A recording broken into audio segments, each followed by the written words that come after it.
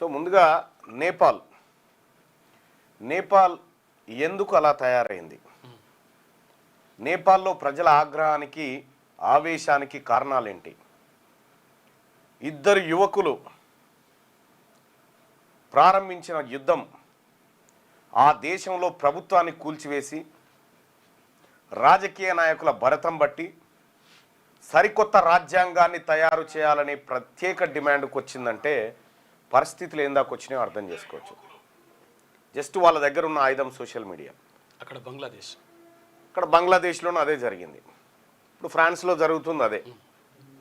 అంటే ఏ దేశంలో అయినా రాజకీయ నాయకులు విచ్చలవిడిగా ప్రజల్ని మోసం చేసి ప్రజా ఆస్తుల్ని కొల్లగొట్టి అధికారాన్ని అనుభవిస్తూ ప్రజలపైన అధికార ఒత్తిడి ప్రయోగిస్తూ ప్రజలను హింసకు గురి చేసినప్పుడు, ప్రజలను భయభ్రాంతులకు గురి చేసినప్పుడు సహజంగా ఇలాంటి ఉద్యమాలే పుడతాయి.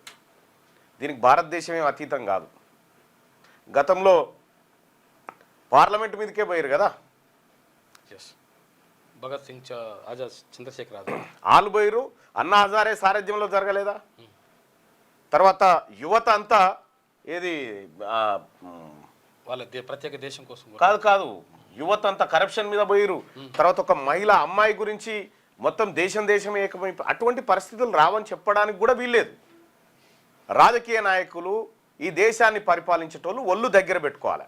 వాస్తవానికి ఈ దేశం ప్రజలది. రాజకీయ నాయకులు, పార్టీలు, ప్రభుత్వాలని తాత్కాలికంగా ప్రజలు ఏర్పాటు చేసుకున్నటువంటి పాలేర్లు అనుకోవాలి. ఒక మాట చెప్పాలంటే ప్రజలు 5 సంవత్సరాలు ఆయన గుత్తకిస్తే చూడవా ఈ రాష్ట్రాన్ని ఏదో దేశాన్ని ఏదో చేయని చెప్పి ప్రజలు మ్యాండేట్ ఇస్తే వచ్చింది.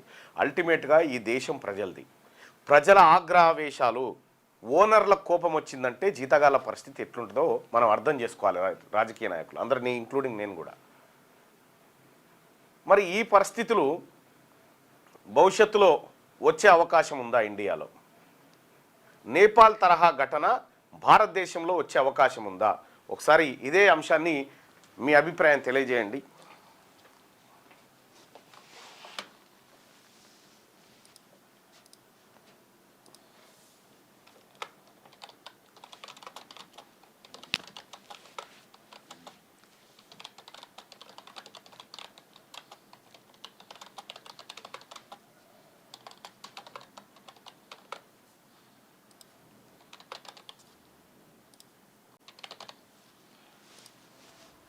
రైట్.